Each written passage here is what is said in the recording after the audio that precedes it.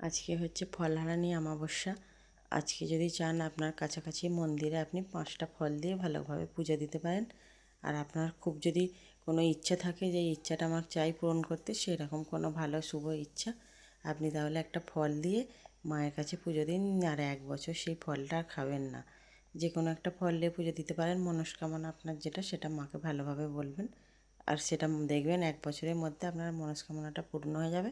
আর ওই ফলটা 1 বছর খাবেন না, দেখবেন 1 বছর পর থেকে আবার খেতে পারেন। আর জবা ফুলের একটা মালা নেবেন, খুব ভালোভাবে পুজো দেবেন। আমাদেরও বাড়িতে আজকে পুজো আছে, আমিও আজকে এই টেকনিকটা করব, তাই এখন মনে হলো আপনাদের সাথেও এটা শেয়ার করি।